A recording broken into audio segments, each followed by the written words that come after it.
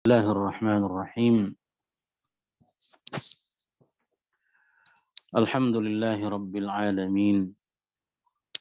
الصلاة والسلام على أشرف المرسلين نبينا محمد وعلى آله وأصحابه أجمعين. أما بعد، اللهم علمنا بما ينفعنا وانفعنا بما علمتنا يا أرحم الراحمين. اللهم ربنا زدنا علما نافعا وارزقنا فهما. اللهم اهدنا واجعلنا سببا لمن اهتدى يا أرحم الراحمين. Puji syukur kembali kita panjatkan kehadirat Allah Subhanahu wa taala yang alhamdulillah pada malam ini masih mempertemukan kita dalam kajian kita ini, yang mudah-mudahan insyaallah apa yang kita amalkan ini dan apa yang kita kerjakan ini menjadi amal saleh bagi kita insyaallah sebagai tambahan dari kebaikan kita pada malam ini. Amin ya rabbal alamin. Zakir, tolong itu HP. Kemudian tak lupa salawat dan salam semoga Allah Subhanahu wa taala limpahkan terus-menerus kepada junjungan kita Nabi besar Muhammad sallallahu alaihi wasallam. Semoga kita insyaallah termasuk dari umat beliau yang mengikuti terus-menerus jejak beliau, berjalan di atas manhaj dan sunnah beliau, dan itulah tentunya satu harapan besar kita kepada Allah Subhanahu wa taala. Pada pertemuan kita di ayat-ayat kita yang lalu, Allah Subhanahu wa taala telah memaparkan kepada kita bahwa Tuhan-Tuhan yang disembah oleh orang-orang musyrik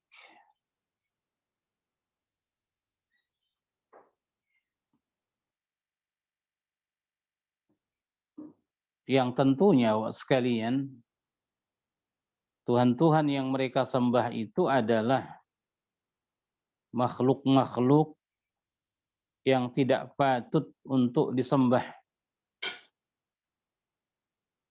Karena sangat nyata di ayat-ayat yang kita pelajari itu bahwa semua sembahan-sembahan itu tidak bisa memberikan manfaat sama sekali kepada para penyembahnya, dan juga tidak bisa mengangkat sesuatu yang memudaratkan ya bagi juga para penyembah-penyembahnya. Dan atas dasar itu semua sekutu-sekutu tersebut yang mereka persekutukan Allah Subhanahu wa taala dengannya itu tidak layak, tidak patut untuk disembah. Maka di ayat-ayat kita yang akan kita tadabburi pada malam ini di surah Yunus ayat ke-31, ini sebagai bukti dan sebagai penguat betapa tidak layaknya dan tidak patutnya ya orang-orang menyembah selain Allah, termasuk tentunya orang-orang musyrik Mekah. Ya. Makanya apa kata Allah?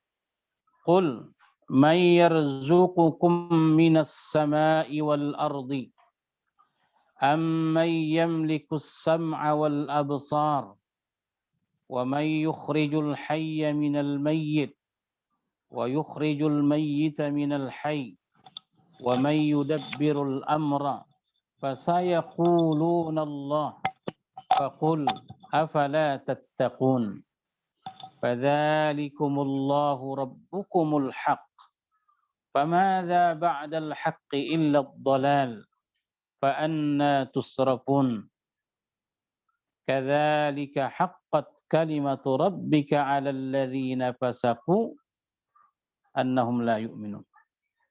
Kata Allah, qul, tanyalah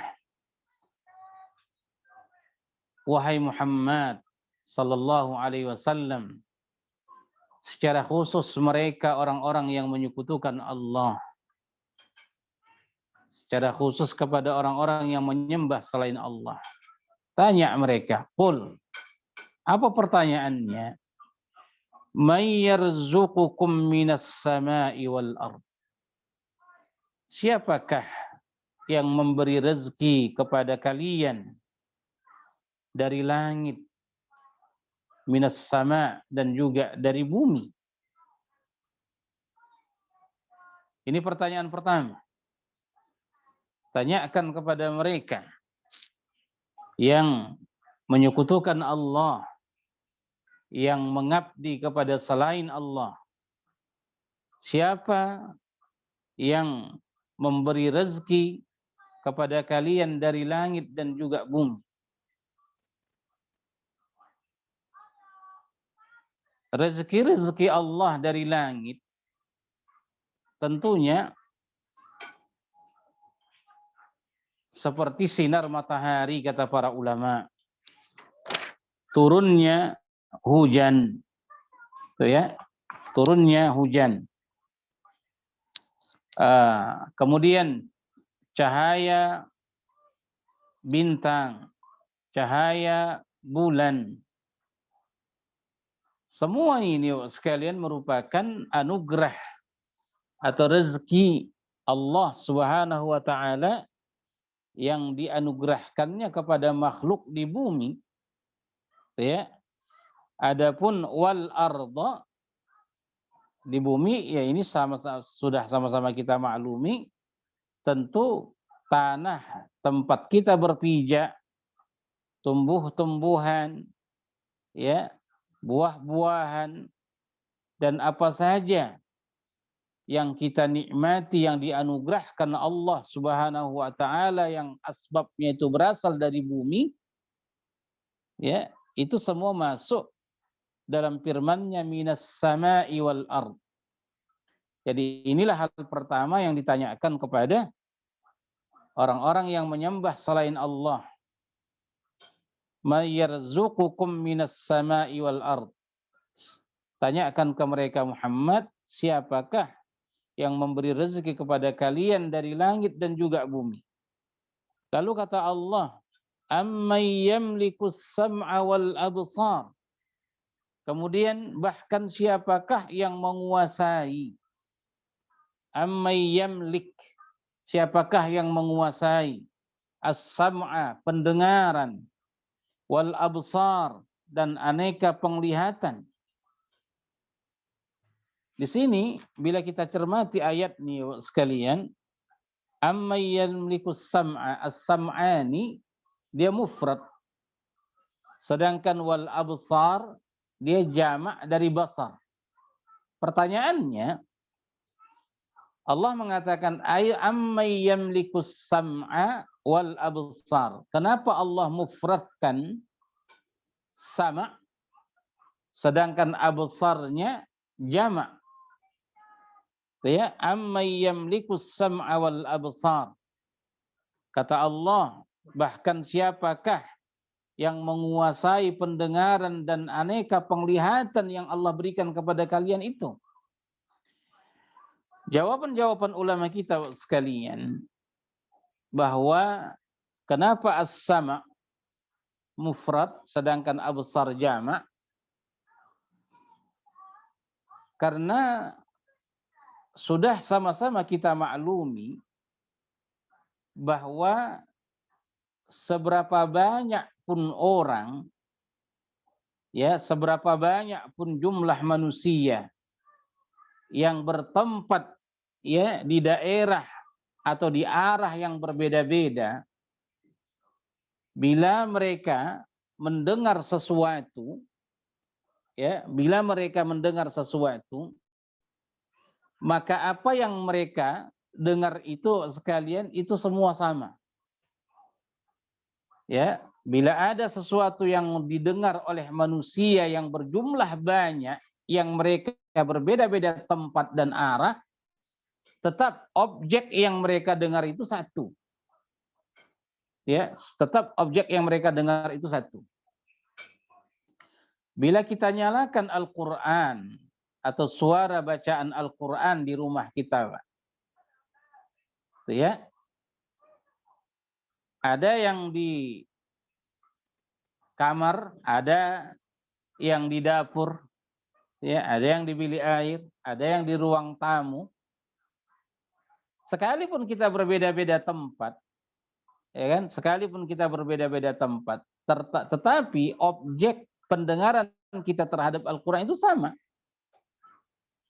Apa yang mereka dengar dari dapur sama, yaitu Al-Quran. Apa yang kita dengar di majelis ini juga sama, Al-Quran.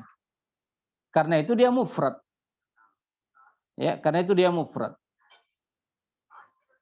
Dan Allah menjamakkan absar dalam ayat ini, ya, tentu kalau masalah penglihatan, ya, kalau masalah apa yang kita lihat atau objek yang kita lihat, ini tentu akan terjadi perbedaan-perbedaan, ya, sesuai dengan kondisi dan tempat kita berada. Ya, sesuai dengan kondisi dan tempat kita berada. Jadi karena ada perbedaan tempat, karena ada perbedaan arah, tentu objek yang kita lihat antara satu dengan yang lain berbeda-beda. Itu makanya kata para ulama, absar itu dijamakkan dia dalam ayat ini. Tapi yang jelas, dalam ayat ini Allah Subhanahu wa taala menegaskan bahwa siapakah yang menguasai pendengaran dan juga yang menguasai aneka penglihatan. Ini pertanyaan berikutnya yang diperintahkan oleh Allah kepada Nabi kita untuk bertanya kepada mereka-mereka yang membutuhkan Allah. Dan tentunya pertanyaan di sini sekalian, tujuannya adalah untuk menyadarkan mereka dan untuk membuktikan kepada mereka, ya, bahwa sesatnya apa yang mereka lakukan, menjadikan makhluk sebagai sekutu-sekutu Allah yang mereka mengabdi kepadanya atau menyembahnya. Pertanyaan berikutnya, wa may yukhrijul hayya minal mayyit wa yukhrijul mayyita minal hayy. Lalu siapakah yang mengeluarkan yang hidup dari yang mati? Dan siapa juga yang mengeluarkan yang mati dari yang hidup? Ya. Wa may yukhrijul hayya minal mayyit wa yukhrijul mayyita minal hayy. Dan siapa pula yang mampu mengeluarkan yang hidup dari yang mati? Tuh ya. Keluarnya anak ayam dari telur, Pak. Itu salah satu contoh yang dijelaskan oleh ulama, yukhrijul hayya minal mayyit wa yukhrijul mayyita minal hayy, dan keluarnya, ya, telur, suatu yang mati, minal hayy, dari induk ayam, dan kita kiaskan itu kepada yang lain. Siapa yang mengeluarkan, ya, benih dari biji yang kita tanam dan seterusnya. Yang jelas kata para ulama untuk konteks ayat ini karena berbicara dia tentang rububiyah Allah Subhanahu wa taala, ya, tidak ada satupun di antara ulama yang memaknakan wa may yukhrijul hayya minal mayyit wa yukhrijul mayyita minal hayy. Siapa yang mengeluarkan orang yang hidup dari yang mati, maksudnya siapa yang mengeluarkan orang yang beriman dari seorang yang kafir atau yang mengeluarkan seorang yang kafir dari seorang yang beriman. Kalau makna ini sekalian, kata para ulama, tidak dijelaskan atau tidak masuk dia dalam ayat ini. Tapi kalau di ayat-ayat lain, ya, kalau di ayat-ayat lain sekalian, ya di Ali Imran misalnya, ya Allah Subhanahu atau di Al-Hadid, Allah yang mengeluarkan, ya, yang hidup dari yang mati, maksudnya Allah Subhanahu wa taala mengeluarkan seorang keturunan yang beriman dari orang tua yang kafir, mayit. Atau sebaliknya, kadang-kadang Allah mengeluarkan seorang kafir dari orang tua yang beriman. Ini makna juga dijelaskan oleh ulama sebab berdasarkan salah satu hadis Nabi kita sallallahu alaihi wasallam, di mana ketika Hindun, ya, Hindun atau dalam satu riwayat suatu riwayat ulama mengatakan bukan Hindun namanya. Itu ya, bukan Hindun nama dia, tapi saya lupa nama dia yang lain, Pak. Tapi dalam satu riwayat disebutkan ketika datang Hindun binti, ya, Uqbah ibnu Abi Mu'id. Uqbah ibnu Abi Mu'id, ya sekalian, ini adalah salah seorang tokoh Quraisy. Ya, salah seorang tokoh Quraisy yang keras permusuhannya dengan Nabi sallallahu alaihi wasallam. Tapi uniknya, sekalipun seorang ayah, ya Uqbah ibnu Abi Mu'id, tokoh Quraisy yang paling keras atau termasuk yang paling keras permusuhannya dengan Nabi kita sallallahu alaihi wasallam, akan tetapi dia mempunyai seorang putri, ya, tapi putri tersebut itulah dia Hindun, ya, masuk Islam dan menjadi wanita salehah. Menjadi wanita salehah. Makanya ketika dia datang ke Madinah, lalu datang berkunjung ke rumah Nabi SAW, dikatakanlah kepada Nabi, ya Rasulullah, hadhihi bintun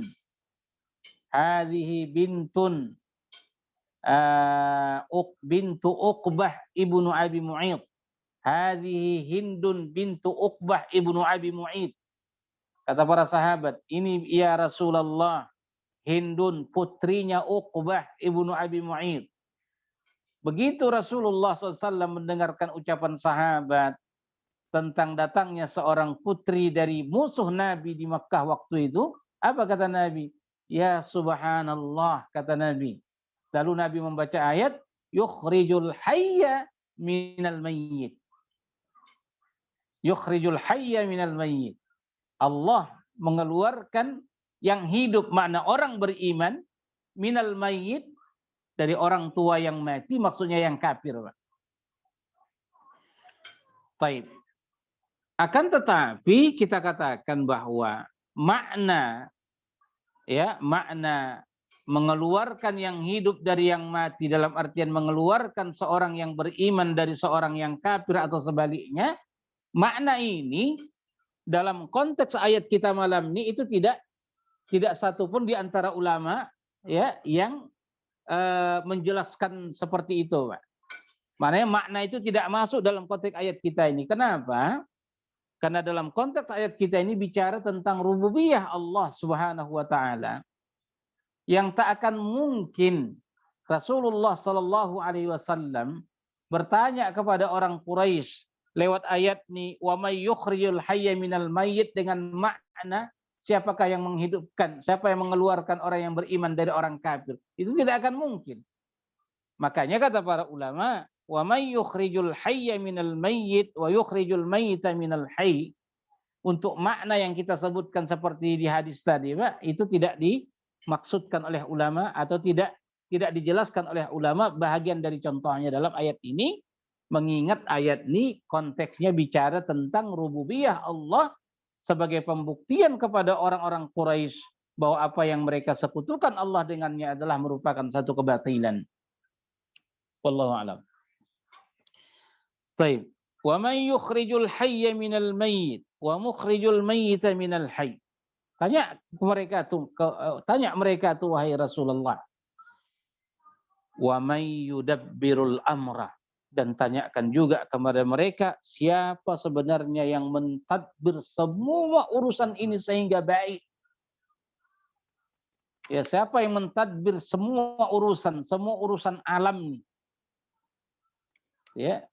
Wa may yudabbirul amra. Tanyakan juga kepada mereka.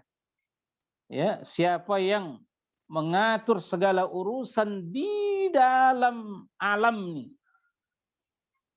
Yang menurunkan hujan, ya, yang mencahayakan matahari, yang mengokohkan langit, ya, dan seluruh, ya, apa yang terjadi dalam alam ini.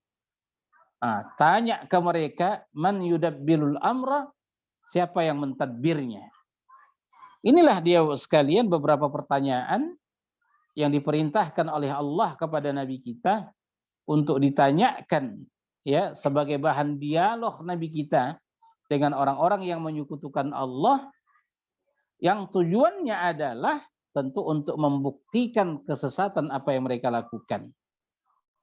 Apa kata Allah? Fasayaqulunallah. Maka mereka yang engkau tanya itu wahai Muhammad yang mempersekutukan Allah tersebut, pasti mereka akan menjawab pertanyaan-pertanyaan tadi. Ya, siapa yang memberi rezeki dari langit dan bumi? Ya, yang menguasai pendengaran dan penglihatan-penglihatan, yang mengeluarkan yang hidup dari yang mati atau sebaliknya, dan yang mengatur semua urusan, pasti mereka akan jawab adalah Allah Subhanahu wa ta'ala.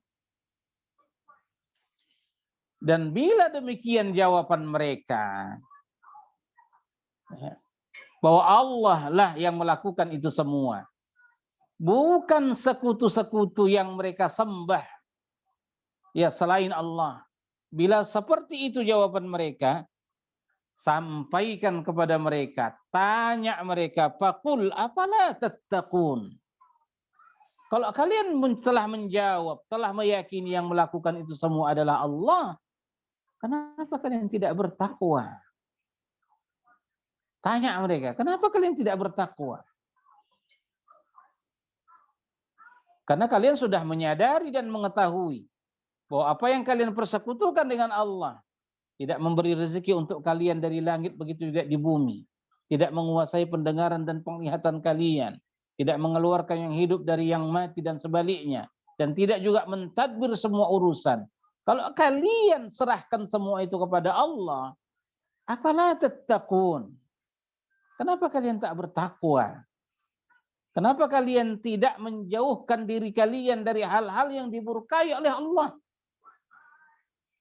Yang tentunya salah satunya yang dimurkai oleh Allah adalah mempersekutukannya, mengangkat sekutu-sekutu baginya.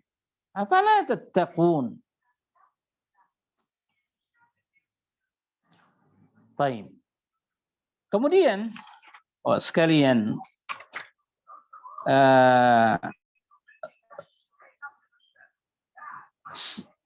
semestinya, ya kan, semestinya kaum musyrikin yang diajak oleh Nabi berdialog dalam ayat ini sekalian, semestinya mereka meninggalkan penyembahan-penyembahan kepada berhala dan sejenisnya, serta mengakui kekuasaan Allah yang sangat nyata. Ya. Jadi semua mereka menjawab yang melakukan itu adalah Allah. Setelah mengakui bahwa hanya Allah yang mencipta dan mengatur, karena memang semestinya demikian. Dan itulah sikap yang terbaik sepatutnya dari orang-orang Quraisy. Maka tentulah sangat wajar jika ketentuan Allah Subhanahu wa taala, ya, di sesudah ayat tersebut, fadzalikumullahu rabbukumul haq. Ya, setelah mereka punya jawaban bahwa yang melakukan semua yang ditanyakan kepada mereka itu adalah Allah, Maka diingatkan mereka, afala tattaqun. Tentu wajar sekalian diperintahkan kepada mereka atau wajar diperjelas kepada mereka siapa Allah Subhanahu wa taala yang mereka jawab, yang mampu melakukan semua yang ditanyakan kepada mereka. Apa kata Allah? Fadzalikumullahu rabbukumul haq. Maka itulah dia tuh Allah, Tuhan kalian yang hak, yang benar, yang wajib dan layak serta patut untuk disembah dan untuk ditaati. Fadzalikumullahu rabbukumul haq. Jadi jawaban kalian benar, yaitu Allah. Maka dialah Tuhan kalian yang berhak untuk kalian sembah, yang hak untuk diibadahi. Lalu apa kata Allah? Famadza ba'dal haqqi illa dhalal. Kata Allah Subhanahu wa taala, adakah sesudah kebenaran selain kesesatan? Tentu jawabannya tidak ada. Ya, tidak ada. Tidak ada kebenaran, ya, famadza ba'dal haqqi illa dhalal. Kata Allah, ini berupa pertanyaan Bapak sekalian, adakah sesudah kebenaran selain dari kesesatan? Tentu betul. Dan kebenaran itu adalah, kata para ulama, ibadatullah, menyembah Allah Subhanahu wa taala. Sedangkan kesesatan itu adalah ibadatu ghairih, menyembah selainnya. Sesudah kebenaran, tidak adakah sesudah kebenaran selain kesesatan? Ya, tentu betul, Bapak sekalian. Nah, dan ini dapat dipahami kata para ulama, ya, dapat dipahami kata para ulama dalam arti adakah sesudah hak, maknanya ini Allah Subhanahu wa taala yang memiliki kebenaran mutlak dan memberi petunjuk, ya, kecuali Tuhan-Tuhan batil yang mengantar kepada kesesatan. Itu salah satu maknanya kata para ulama kita dalam pertanyaan ini, adakah sesudah kebenaran, ya, selain kesesatan? Kata para ulama ini dapat dipahami dalam arti adakah di sesudah al-haq, yakni Allah Subhanahu wa taala yang memiliki kebenaran mutlak dan memberi hidayah itu, kecuali Tuhan-Tuhan batil, ya, yang tidak mengantar kecuali kepada kesesatan. Itu satu kata ulama. Dan bisa juga Bapak sekalian, pertanyaan ini, adakah di sesudah kebenaran selain kesesatan, ya, diartikan dia oleh para ulama, adakah selain yang hak dan benar kecuali batil dan keliru? Ya, atau adakah selain petunjuk dan bimbingan kecuali kesesatan dan kedurhakaan? Nah, fa'anna tusrafun. Kalau demikian, bagaimana kalian bisa dipalingkan dari kebenaran itu? Bagaimana kalian bisa dipalingkan dari yang hak itu? Fa'anna tusrafun. Apa penyebabnya? Kenapa kalian bisa berpaling? Subhanallah, sebenarnya hujah-hujah nih Bapak sekalian. Ini adalah hujah yang sangat nyata membungkam mereka para pendurhaka, secara khusus mereka yang menduakan Allah, yang mempertuhankan makhluk. Karena itulah Al-Quran ini kitab bayan, kitab sebagai penjelas yang nyata sekalian akan kesesatan-kesesatan makhluk, khususnya dalam penyembahan mereka kepada selain Allah. Karena semua bukti-bukti rububiyah Allah Subhanahu wa taala yang dipaparkan kepada mereka yang menyembah selain Allah itu, pada akhirnya mereka tidak bisa menjawab apa-apa. Ya, makanya kan ketika Adi Ibnu Abi Hatim, ya, atau selain dia, Pak, saat datang dia ke Madinah di waktu maghrib dan Nabi SAW serta para sahabat sedang salat jamaah, maka yang dibaca Nabi saat itu surah At-Tur. Ketika Nabi SAW sampai di ayat, ya, am khuliqu min ghairi syai'in am humul khaliqun am khalaqus samawati wal arda bal la yuqinun. Ketika sampai ayat Nabi dalam bacaan ini, Pak, disitulah kata Adi ibnu Abi Hatim bahwa petunjuk ayat itu sangat menusuk ke dalam hatiku. Maknanya sinar-sinar hidayah itu sudah mulai menerangi hatinya. Ketika dibaca oleh Nabi, am khuliqu min ghairi syai'in. Apakah mereka-mereka yang menyembah selain Allah itu khuliqu min ghairi syai'in, diciptakan dia dari sesuatu yang tidak ada. Am humul khaliqun, atau mereka menciptakan dirinya sendiri. Ini pertanyaan-pertanyaan yang tidak bisa dijawab oleh siapapun. Am khuliqu min ghairi syai'in. Apakah mereka tercipta tanpa bahan dasar? Gitu ya. Am khuliqu min ghairi syai'in. Apakah mereka diciptakan dari sesuatu yang tidak ada? Tak mungkin. Am humul khaliqun, atau mereka menciptakan diri mereka sendiri? Juga tak mungkin. Berarti mereka dicipta dari sesuatu, dan mereka pun ada yang menciptakannya. Dan setelah diteliti atau mereka pikirkan, ya, bahwa mereka telah diciptakan oleh Allah Subhanahu wa taala dan mereka tidak menciptakan diri mereka sendiri. Kalau mereka, ya, tercipta dari sesuatu benda yang Allah ciptakan, bagaimana mungkin mereka menyembah ciptaan-ciptaan itu? Ini tidak masuk akal. Makanya membuat Adi saat itu gemetar. Ma tarakta syai'an lana ya Muhammad, kata beliau. Tidak ada satu hujjah pun yang kau tinggalkan untuk kami, wahai Muhammad. Begitulah nyatanya Al-Quran. Ini pun sekalian, ya, ayat-ayat kita malam ini. Ya, ketika Allah Subhanahu wa taala membuktikan rububiyahnya, semua itu diakui oleh mereka orang-orang kafir. Fasayaquluna Allah. Lalu setelah mereka akui, faqul afala tattaqun. Kalau begitu kenapa kalian tidak bertakwa?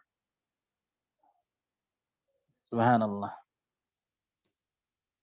Kemudian Bapak sekalian, kadzalika haqqat kalimatu rabbika 'alal ladzina fasaqu annahum la yu'minun. Demikianlah kata Allah, telah mantap kalimat Tuhanmu terhadap orang-orang yang fasik, karena sesungguhnya mereka tidak beriman.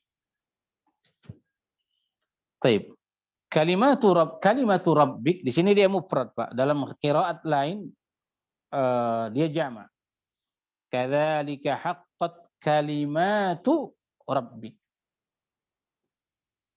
Dan makna kalimat dalam ayat ini kata para ulama ada dua makna atau ada dua tafsiran.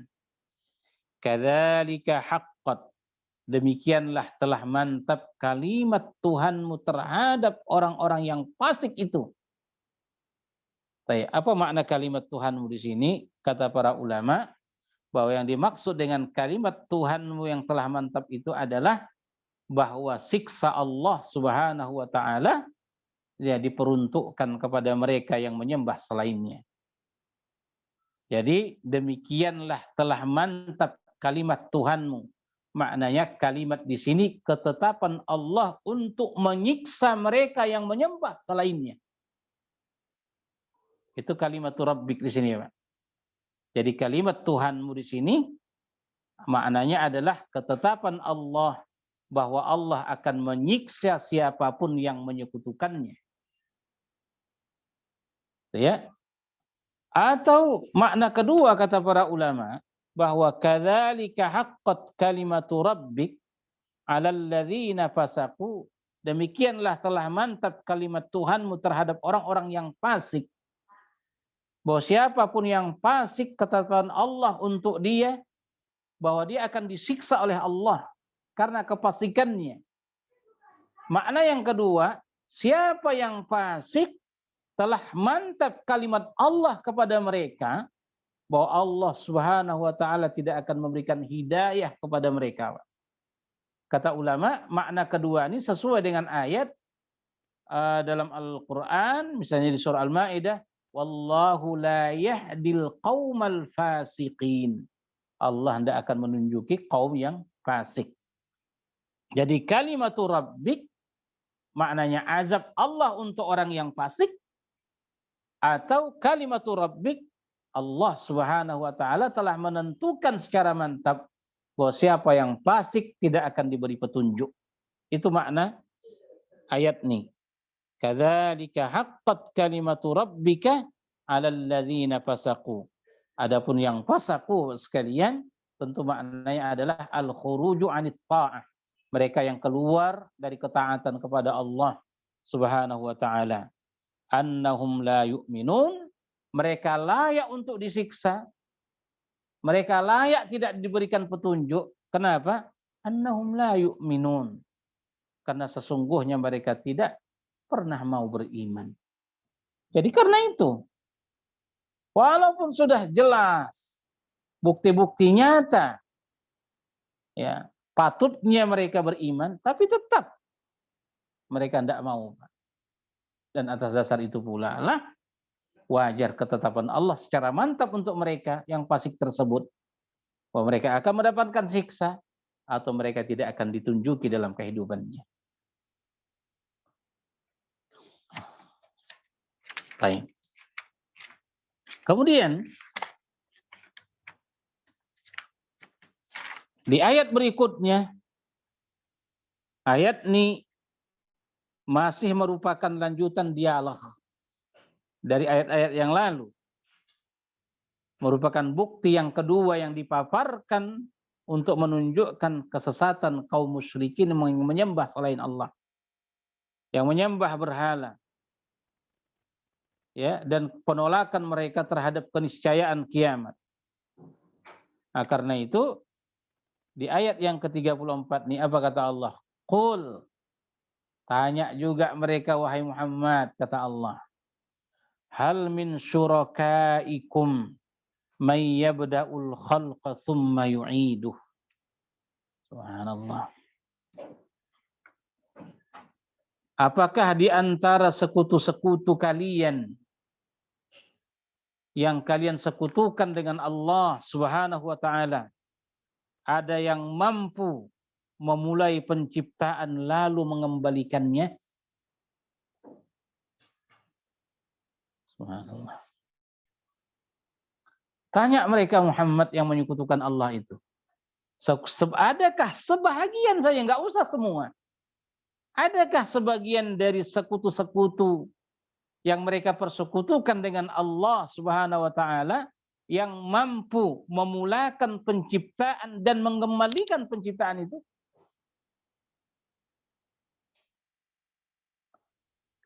Tentu di sini tidak ada jawaban. Dan tak akan mungkin, kata para ulama, orang-orang musyrik itu bisa menjawab pertanyaan seperti ini. Karena itu, qul, sampaikan ke mereka Muhammad yang tak bisa menjawab itu, Allahu yabda'ul khalqa thumma yu'iduh. Allah lah yang terus-menerus memulakan penciptaan, dan dia pula yang akan mengembalikannya setelah dia membinasakannya atau mematikannya, untuk dimintakan pertanggungjawaban masing-masing kepada mereka. Jadi di sini Rasulullah tidak menunggu jawaban seperti di sana tadi, Pak. Ya, seperti di ayat kita sebelumnya, fasayaquluna Allah.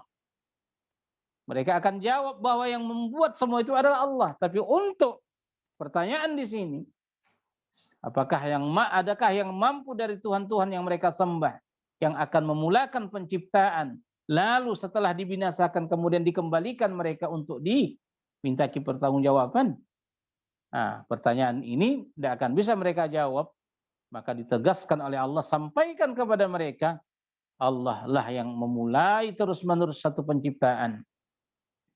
Lalu dia mematikannya atau membinasakannya. Tsumma yu'iduh. Kemudian dia menghidupkannya atau mengembalikannya hidup, yang tujuannya adalah untuk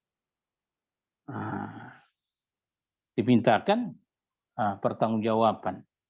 Artinya sekalian, pertanyaan ini ya qulillahu yabda'ul khalqa tsumma yu'iduh, ini untuk membuktikan keniscayaan kiamat yang kita tahu penyakit orang Quraisy adalah tidak percaya terhadap hari kebangkitan.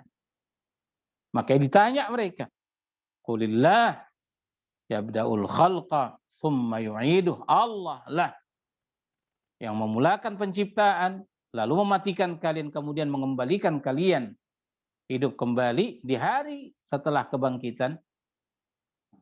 Ya. Ini untuk membuktikan kesesatan mereka orang-orang Quraisy yang tidak percaya terhadap kiamat atau hari kebangkitan. Fa'anna tu'fakun, kata Allah Subhanahu wa ta'ala. Ya. Fa'anna tu'fakun. Kembali ditanya apa? Maka bagaimanakah kalian bisa dipalingkan? Fa'anna tu'fakun.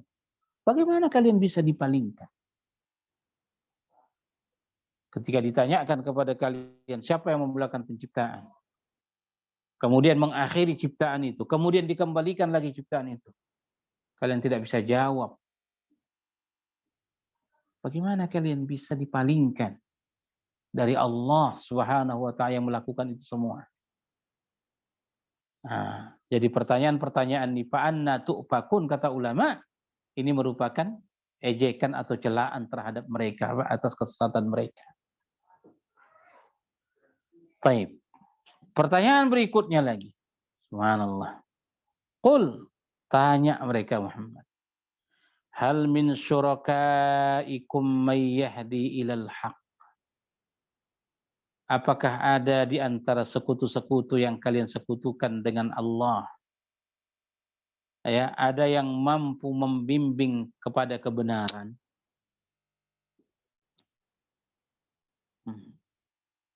Nah, ini untuk ayat yang ke-35 ini, bentuk pertanyaannya sudah berbeda dia dengan yang di ayat-ayat sebelumnya.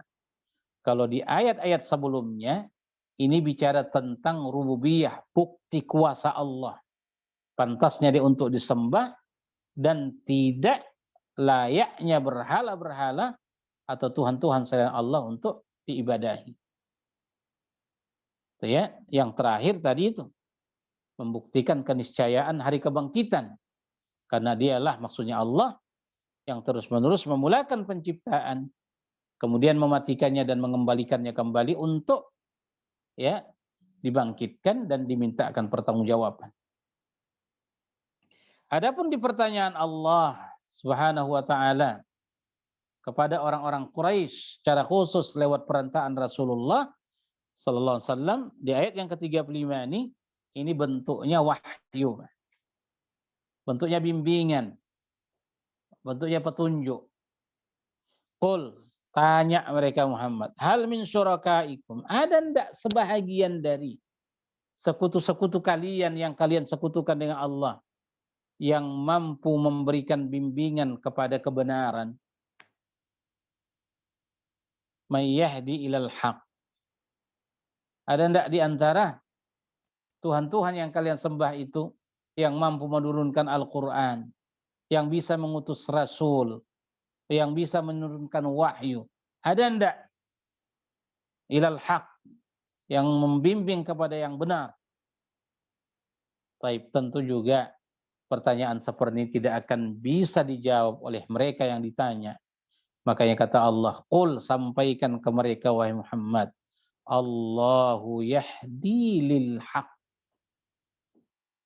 Allah lah yang senantiasa mampu memberikan petunjuk atau bimbingan kepada kebenaran.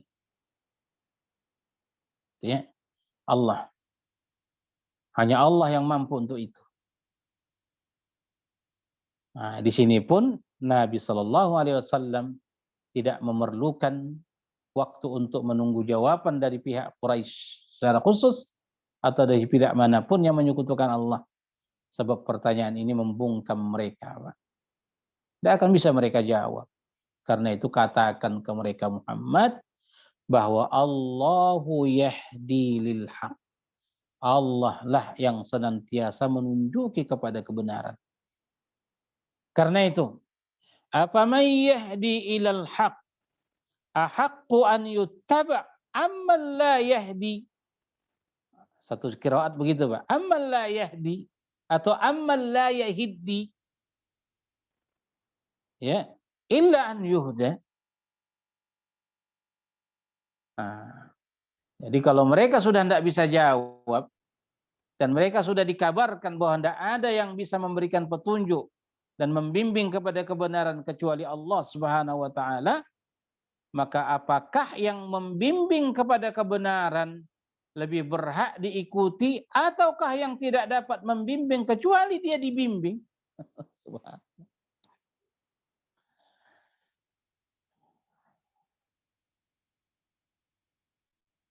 Luar biasa ayat ini, Pak. Luar biasa, subhanallah. Jadi apa may yahdi ilal haq, maka apakah yang mampu membimbing kepada kebenaran yang lebih berhak, yang lebih patut untuk diikuti, untuk ditaati, untuk dipatuhi, untuk diibadahi. Ammal la yahiddi illa ayyuda. Ya.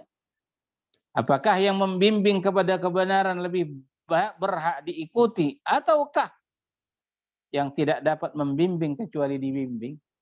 Kata para ulama sekalian, makna dari ammal la yahdi atau la yahiddi, ini kita bilang dua qiraat, ya. Ataukah yang tidak mampu atau yang tidak dapat membimbing, ya, kecuali dibimbing. Salah satu makna ini kata para ulama, tentu ini berhala, Pak.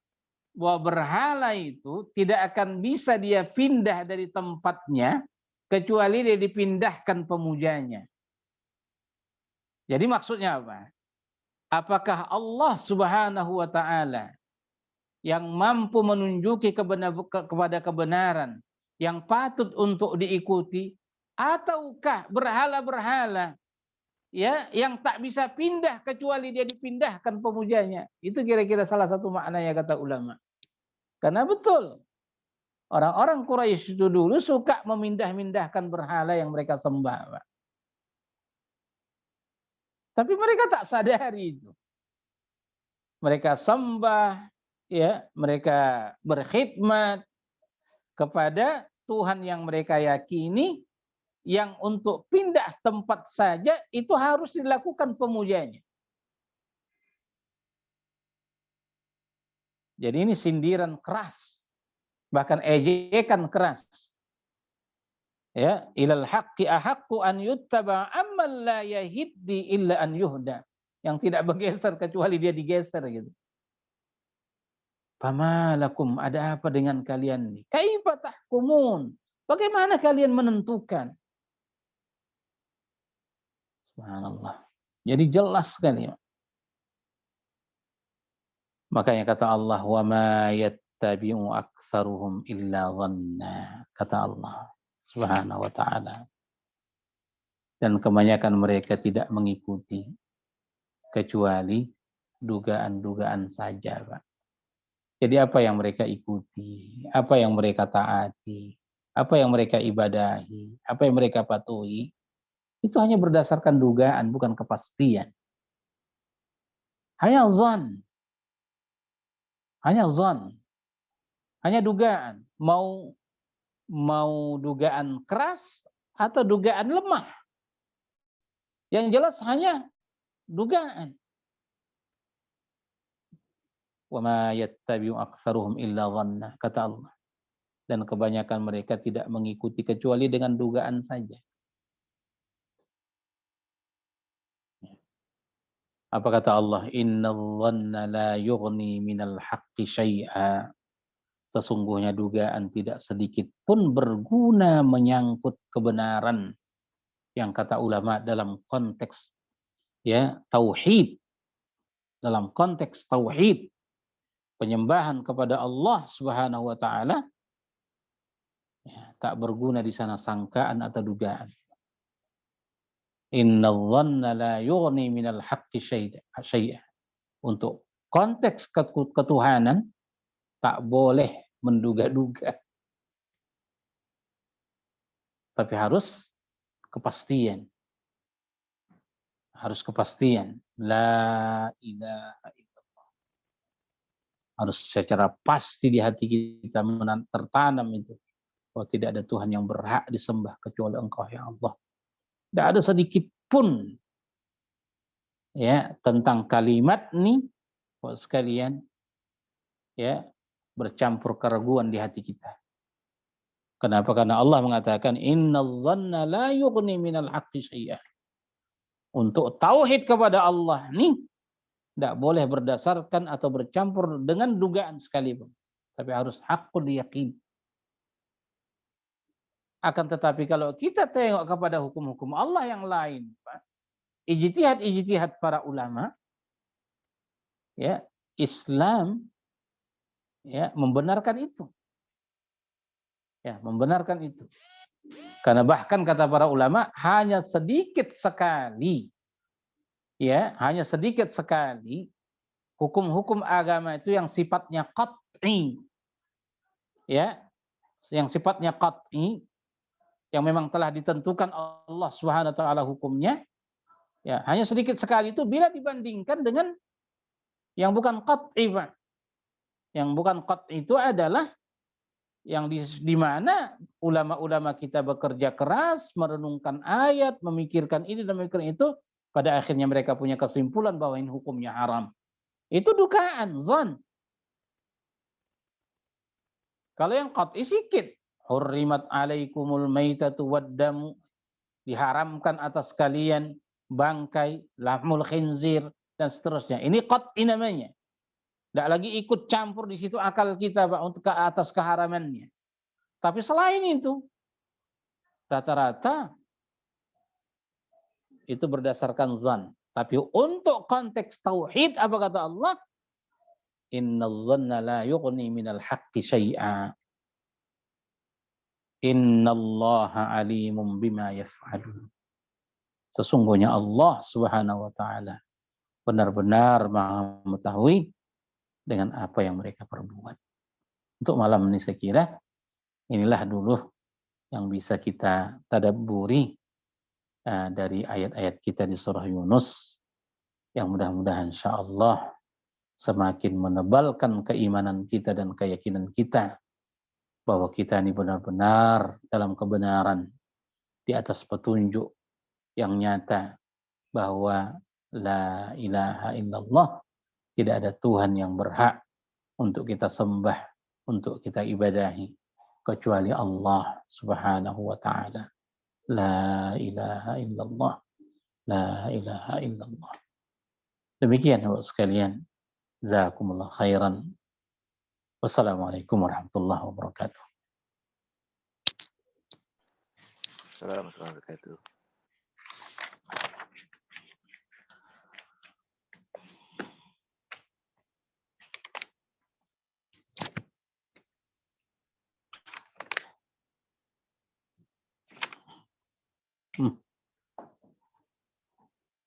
Ada yang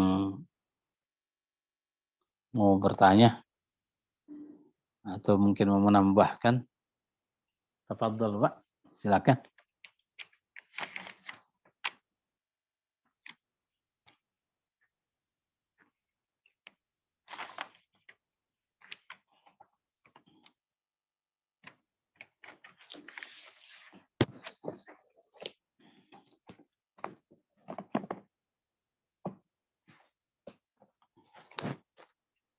Ya. Udah diam semua nih. Nampaknya tak ada, Ustaz. Ya.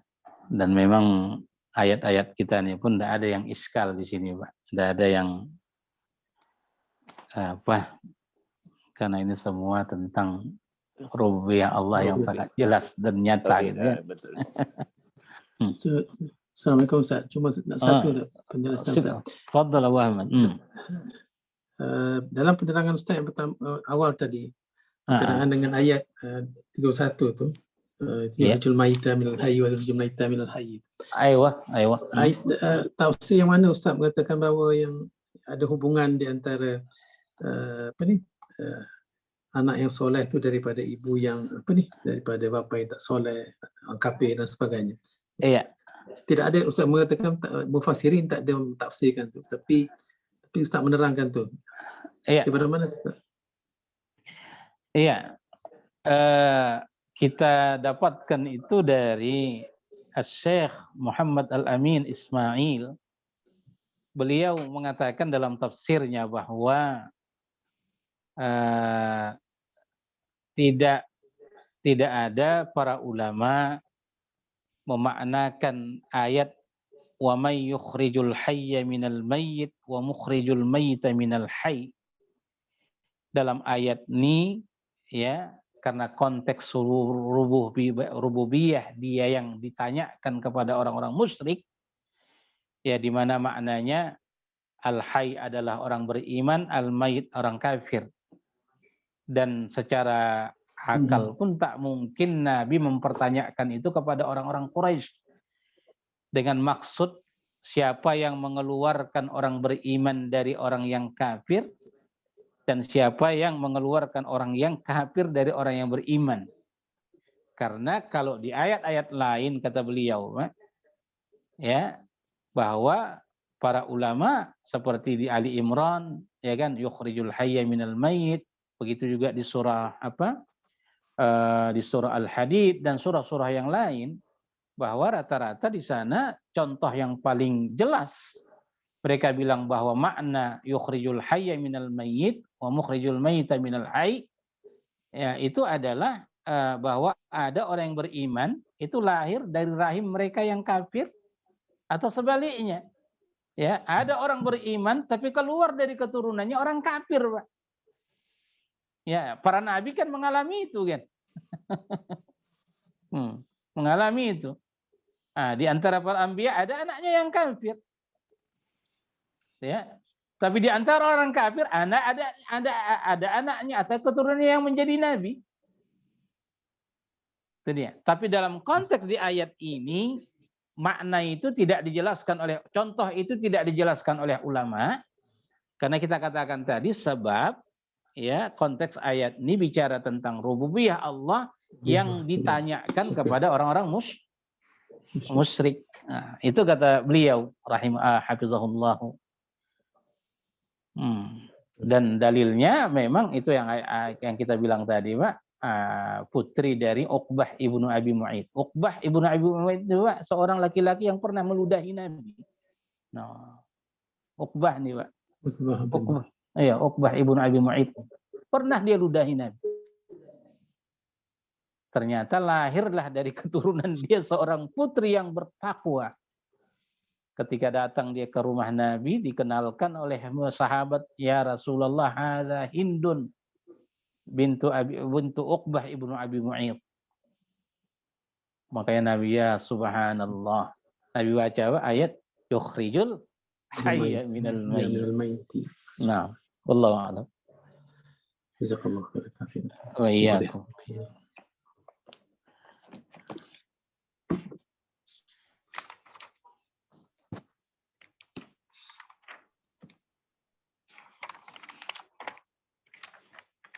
Baik. Tak ada lagi nampaknya ini. Pak Syarul? Tak ada Ustaz, insyaAllah. Okay. Baik, saya pun mau jemput anak ini, ada les tambahan. Oh ya, silakan Ustaz, ya insyaAllah. Mau ujian, Pak. Ya, jadi untuk malam ini kita cukupkan dulu perjumpaan kita sampai di sini, dan kita akhiri kajian ini dengan doa kifarat majelis. Subhanakallahumma wa bihamdika asyhadu an la ilaha illa anta astaghfiruka wa atubu ilaik. Jazakumullahu khairan. Berjumpa lagi insyaallah di lain waktu. dan saya mohon undur diri. Wassalamualaikum warahmatullahi Jazakumullah wabarakatuh. khairan. Taufiq wa najah ala auladukum insyaallah.